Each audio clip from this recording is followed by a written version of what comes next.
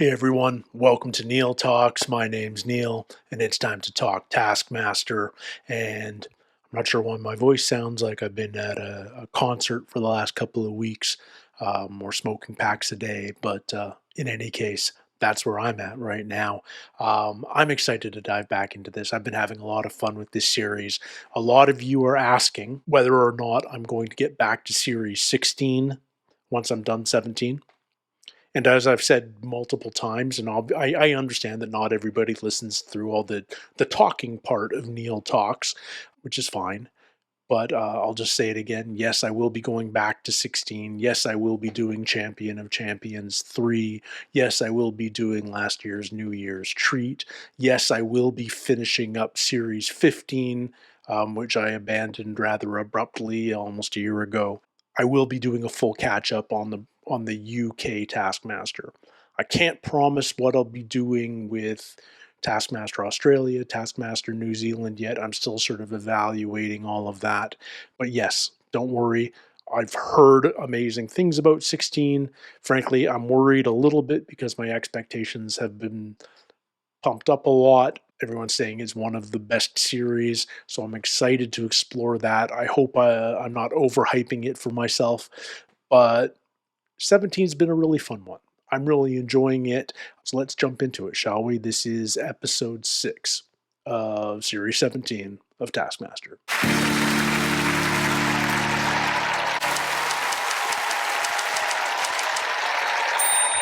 That was a very well manicured thumb. We're essentially in the Colosseum, but with a little less stabby and a disappointing lack of... Let the games commence! Oh, hi, Greg.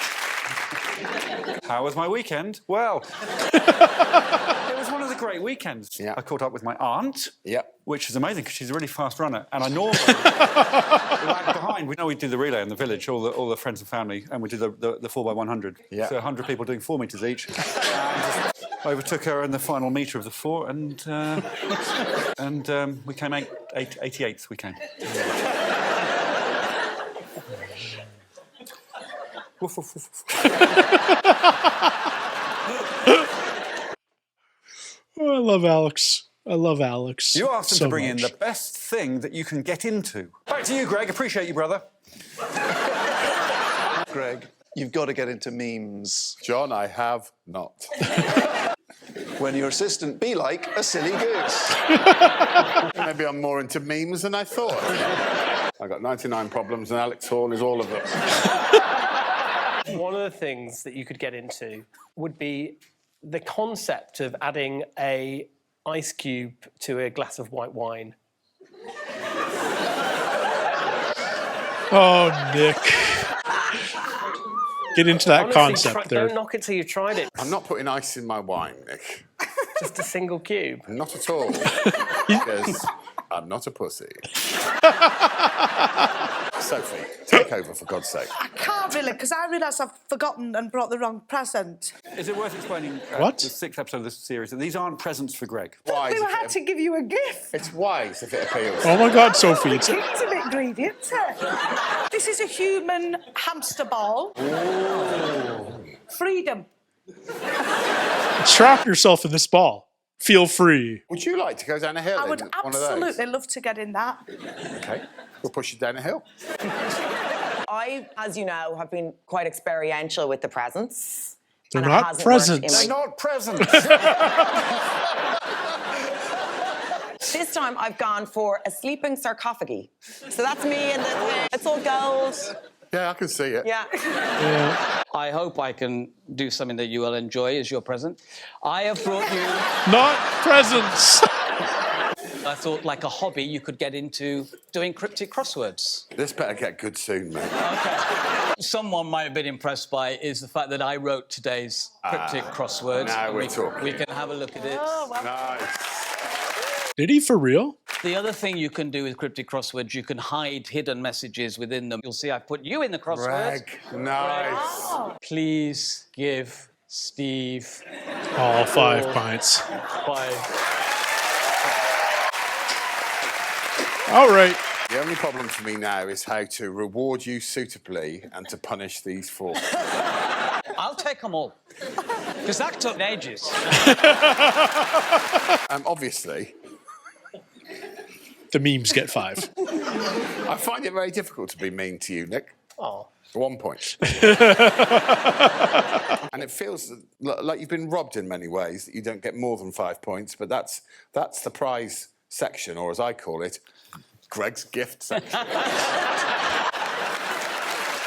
And the first task involves a Choose Mr. Mohammed basket. I'm so sorry, no, I mean a picnic hamper.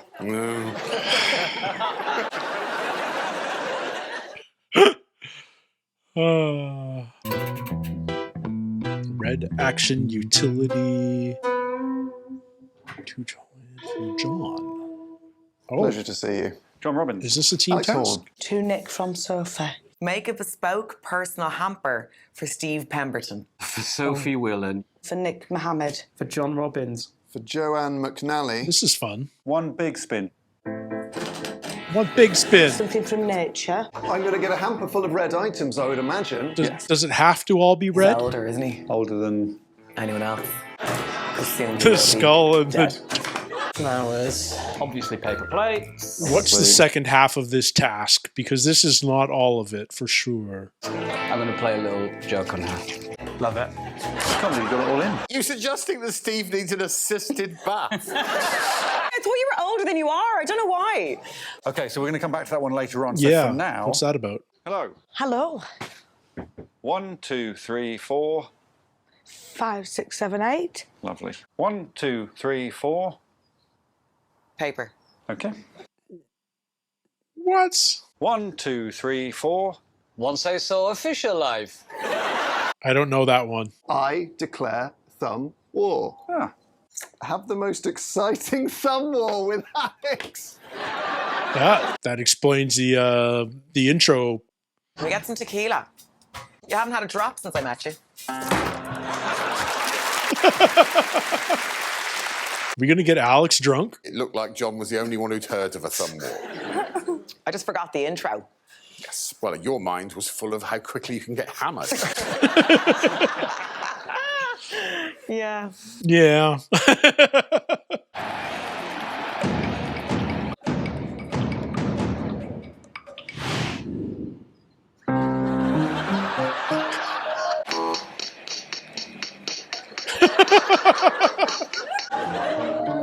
Oh, that was too easy, actually. No, get off. Stuck.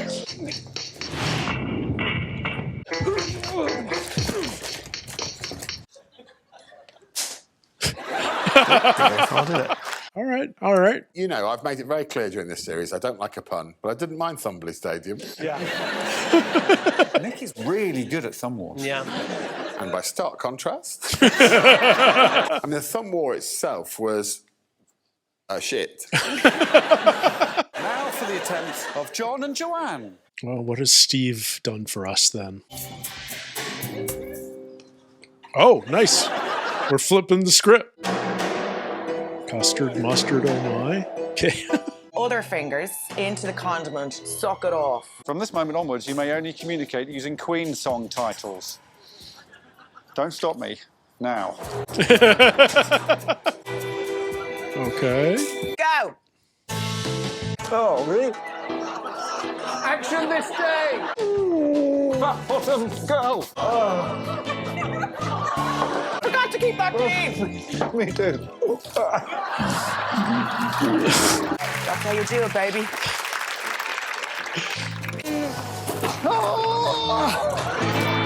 We are the champions! That was fun. We could have had Flick of the Wrist from... A Night at the Opera. No. Someone's been kicked out of the Queen fan club. I'm actually in the Queen fan. Not anymore. Joanne, I felt it was a game you've played many times before. I just wanted shots, speed, custard. That would be such a great T-shirt. With one addition. Shots, speed, custard. Suck it off.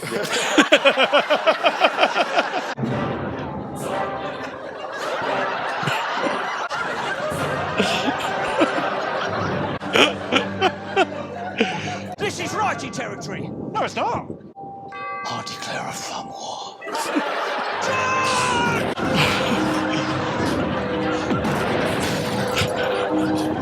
What are we doing, Lefty? Why are we fighting this war?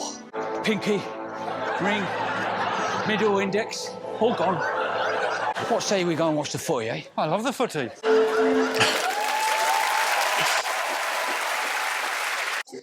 Too many people have perished in thumb wars, Steve. Thought it was well conceived,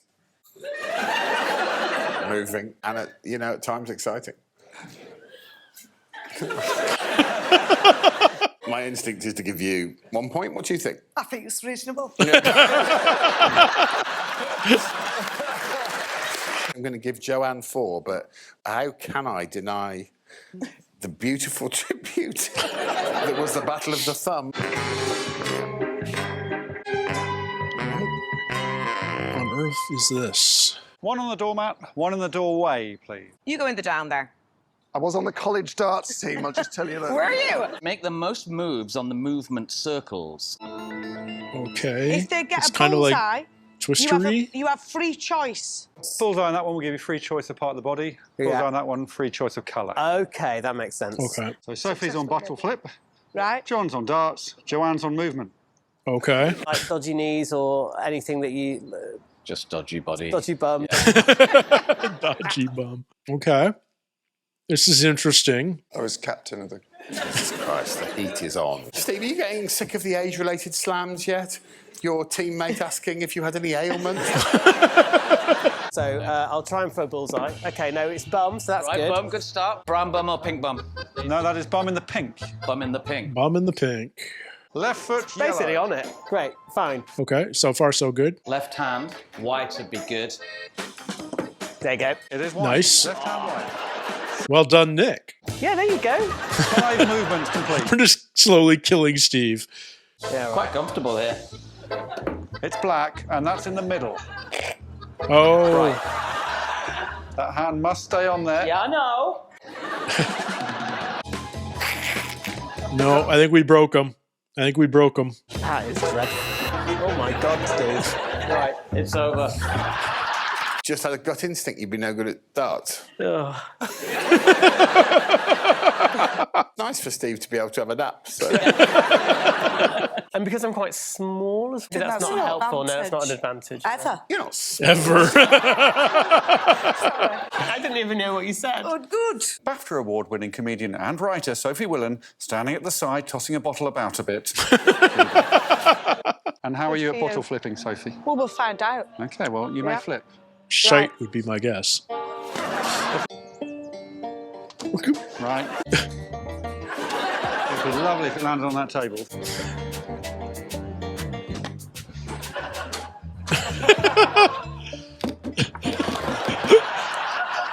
Whoa! My right knee, please. Right knee. Black, please.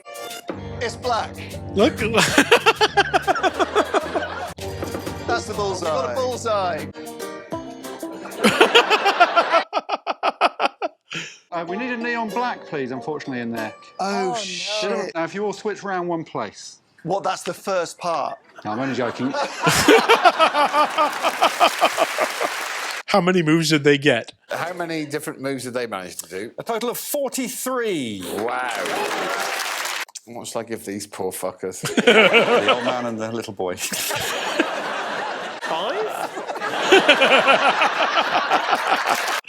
Maybe? 2 points. Let's call it charity. 5 and 2. 5 and 2. Remember what happened earlier on in the show? Back to the picnic baskets, I assume. We're taking them out into the country. Yeah, what is this going to be? What are they going to have them do with them? To Nick from Sophie. Is this the hamper? You remember making one of them? I don't. No. Create a picture of the person that gave you this hamper. Using the contents of this hamper. Oh, that's fun. How well do they know each other? I feel like they're not necessarily super familiar with each other. I met Steve years ago and I was with my granddad and they actually have the same face. An old man face. A lovely round face. You know, behind every head, there is a skull. That's the shape of her. Oh, you do know what she looks like. I'm going to make his testicles the roses. Oh, look, it's even sticking to the thing because of the banana slime. Just like her actual hair. He's the kind of guy who'd offer a cushion if you needed to be on your knees around him. He's romantic. It's not bad. I don't think that's bad. You've said that 12 times now. There's a lot going on. Yeah, I think that's lovely. He shouldn't have a hat on, should he? Oh. Pink. No. Yet again, I know. Grandad is slammed. Did meet Sophie's granddad at a do. He was sloshed that night, actually, and he got kicked out. He insulted Melvin Bragg from across the room. Did he? He just screamed at him, "I've got your book, I fell asleep, it was shite." What's going on with her top lip? Is it me? Yeah, she's looking in the mirror. She's got giving it all. Suck it off. It's pretty good. It's pretty good. There is a skull. That is nice, isn't it? Memento mori. Yeah, and I'm not reminded enough of my own mortality, Steve. You're right. Well, I fucking have been tonight. Joanne's picture of John. I like it because it looks like a memorial to me. I think it looks like someone who's dropped a hamper. It's a real man puts down a cushion, Greg, I can tell you. And roses for hands. And testicles. Well, I wanted to represent the magic in Nick's career. So he is bursting out of a bin. And his face is made of beans. Now, Nick's picture of Sophie. I genuinely don't think that's too bad. This is how Sophie Willan sees Steve Pemberton. That's a really good Sophie. That's really good. It's a solid drawing, but it's such a cartoon. I just saw it and went, yes. I'm going to give Nick and Steve 4 points. Nick? Really? Sophie has captured the man somehow. All right. Very satisfying. It goes 16, 15, 14, 13, 10 for Nick. It looks like this. Let's have a look. One member from each team must stand on the gold circles beneath. Oh, okay. Please, Joanne and Nick, make your way down. What is Not this? that way. No, that way. Health You and that way, safety. yes, but not- Health and safety. We don't need to have another nap it. Completely cover your teammate in rubber rings. Oh, well, picking Nick was the right move. Throwers must stay behind the white line. Oh. He'll be gone in 3 rings. I mean, Nick's a 3-ring man. There's our title. Okay. The hands must be above the head. Good. And we can't go past this white line. We can't go past this white line. Let's go. And we're off. Oh! Don't cross that line, Sophie. Oh. Steve and Nick have a rhythm. There we go. Good. Oh, yeah. Steve and Nick are nailing this. Dang. Oh. Yes. Oh.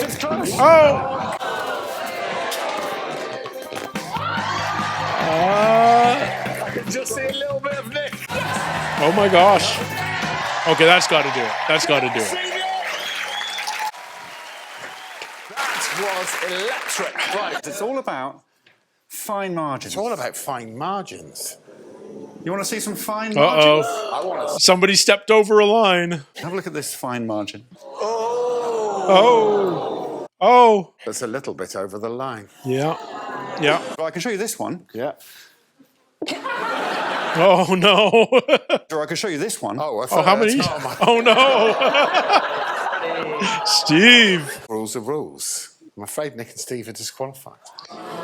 Yep, no, that's... Listen, don't start atting me. I mean, if that's the rule on a potato toss, it's a rule on covering somebody with inflatable watermelon rings. I mean, I was at the bottom anyway, but still. And not just the episode, the series. Yeah. Joanne's doing really well. Yes, you shouldn't seem surprised at one person.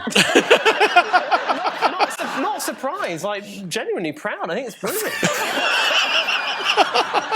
It's her first victory. 20 points goes to Joanne McNally. All right. It's not just going to be John and Steve all series long. It's not going to be long until the number one Christmas game is going to be mustard, custard, oh my! Joanne McNally! You're not in it, Joanne. It was a fun episode, but I don't think it was the strongest episode of the series. And yet I don't feel like there's a weak spot in the episode either. So it's kind of got a weird one for me. Let's just work through the various tasks and see if we can put a finger on it. The best thing to get into. 3 people went metaphorical and only 2 people went literal. The literal ones, the hamster ball, I feel if you're going to do that, you should go full scale and get like the big ones that you can actually run in, not the ones that you wear like an oversized swimming ring. Calling the sleeping bag a sarcophagus is a big reach. It's a sleeping bag with some gold paint on it. And then the 3 metaphorical things you can get into. Memes. Okay. Know your audience, first of all, John. You know Greg's not going to react well to that. But if you're really going to sell him on getting into memes, like, you got to be really funny. And I'm not sure you were quite there. I'm sorry. Nick, trying to get you in on the idea of putting a single ice cube in a glass of wine. I don't think it's a big thing to get into. I have no problem icing my wine on a hot summer day. Totally reasonable.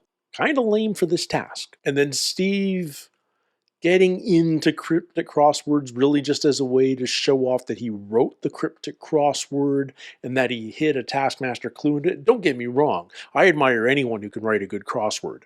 I still haven't wrapped my head around cryptics. I can crush a New York Times Sunday crossword. Most, like 3 out of 4 weeks kind of thing. So I love my crosswords, but cryptics, just I haven't wrapped my head around how like all the different types of clues there can be. So I need more practice on those. But I admire anyone who can write a good one, and kudos for that. But I'm not sure it really fits the task. The more interesting thing about the prize task this episode was everybody suddenly decided to call them presents for Greg. And it's like, you guys realize that Greg's not taking them home, right? They're going to the winner. But I did love how much it was bugging Alex that they were calling them presents all of a sudden and gifts. The next task, the hamper thing, it suddenly felt like a very Taskmaster New Zealand type task. New Zealand seems to split the tasks up a lot and have sort of those 2-parters. We've had them occasionally on the UK version as well, but it was very reminiscent of a New Zealand task. And I like the idea of it. I like the design of it. Create a hamper for somebody else, and then whoever you created it for, then they have to do a portrait of whoever created it for them. That's fun. That's interesting. That's cool. And I think the portraits themselves were interesting and different and creative. And I may not have scored them the same way, but it's art. It's interpretive. It's definitively not objective. So you can't really complain about scoring when the products being scored are art. So yeah, that was a fun one. I don't think there was anything that was like particularly chaotic about the task though. It was well conceived, it was well designed, it was well executed. The art in general was well made. Yeah, there was just nothing extraordinary about it, I suppose. Thumb Wars. Thumb Wars was fun. Certainly there was a range of successful staging of wars. I really liked Steve's. It was a lot of fun. I liked John's concept. I'm not sure it executed quite fully. It was fun to get the flip where John played Alex and Alex played John, and they had their contest that way. Joanne's chaotic. And I feel like I would really like to, like, I would love to be on the set at the house for a day of filming, because what I would really love to hear is the stuff that happens off camera from producers to the competitors. What happens when Joanne goes, let's get shots, let's find a bottle of tequila and do shots? What kind of discussion then goes on about whether they're allowed to drink, how much they're allowed to drink. I feel like the single shot of rum was a compromise. But yeah, I'd love to be in a fly on the wall overhearing those sorts of conversations on the day, because this is my dream job, guys. Like I have a couple of, like, I put in 20 years in the industry, but all I ever did was scripted television and movies. I had the opportunity to work reality TV a little bit. I got an opportunity to work on The Bachelorette, the Canadian version of The Bachelorette. I chose not to take it. Didn't appeal to me. But that isn't just like my two dream jobs while I was in the industry were field producer for a National Geographic style nature documentary, or a travel show like Anthony Bourdain's. But I would also, now that I've discovered it, working on Taskmaster would be so much fun, so interesting, and you really like, as much as you've prepared the tasks, as much as you feel you've anticipated where these things may go, you're constantly caught by surprise. And I does the house have rum kicking around? Or did they have to send a PA out to go quickly buy a bottle of rum? Did they have custard and peri-peri sauce and mustard? I don't know, the fridge is stocked, but did they have all of those things? Did they need to get anything? How much discussion happened beforehand? Clearly, health and safety plays a part. But yeah, I'm just fascinated by those sorts of details. I liked the small scale yet high level of decor that Nick invested into the Thumb War task. I think it was clear that Sophie didn't really didn't know what a Thumb War was prior to the task. And I think even when Greg asked how many of you knew what a Thumb War was, I don't think Sophie raised her hands. I think everybody else did, but I don't think Sophie did. So she kind of made it up on the fly, and yeah, she's clearly never had one because Alex trounced her almost immediately. So that was a fun task, a fine task. I just didn't find a moment in it that was crazy or hilarious. They were fun. Then there was, I'm going to call it Darts Twister. I'm pretty sure you guys have Twister in the UK as well. Spin a wheel and it tells you what body part to put on what color. This was just a few more body part options and a few more color options. And instead of spinning a wheel, it's throwing a dart. It really felt like they sort of came up with that concept, and then they're like, well, what are we going to have the third person do on the team of three? And then they invented the bottle flip part of it. I think that's the biggest challenge with designing those team tasks when there's only 5 contestants, is how do you make sure that they're fair for both the team of 2 and the team of 3? Most tasks, there's an inherent advantage to either the larger team or the smaller team. We'll get to the final task of the show for my next thoughts on that. Having John be a captain of his college darts team, huge advantage. So really the competition of that task was over almost before it started. But I think if you really want to do that task well, and you are a good darts player, just focus on feet. Just have left foot, right foot, and have Joanne slowly walk around the ring. Easy peasy. But maybe that's too much to ask for even from a really, really good darts player. And then we have the final task of the show, another team task, throwing the rings over your teammate. Obviously, it's very reminiscent of, what's his name? Joe Wilkerson and the potato toss from, was that all the way back in season 1? I think it was. Just stepping on the red-green. Except Steve repeatedly did it, and not just by a fraction of a toe, but like properly stepping on that line, which is a shame because he was doing a really good job keeping up. And that's what I mean about, is a team task really properly balanced? I feel like this one wasn't. I feel like if John and Sophie were both good tossers, they should have run away with this task. Obviously, Steve got into a good rhythm. They had the advantage of Nick being shorter.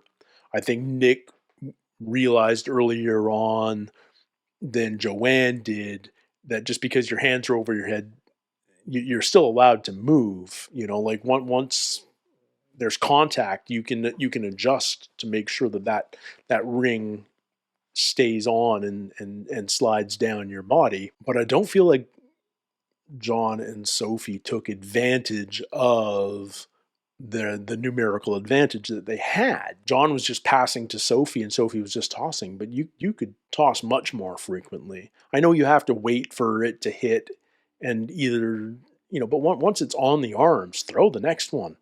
You know, just keep going. Anyway, it was a fun episode. There were lots of entertaining moments. I know I laughed a bunch. I don't think it'll be the most memorable episode of the series. There's always an episode like that isn't full of, you know, iconic moments that will live forever in infamy. But that's okay. Still an entertaining show. Still put a smile on my face. I'm still excited for next week. So until then, everybody, take care. Stay healthy. We'll see you soon. Cheers.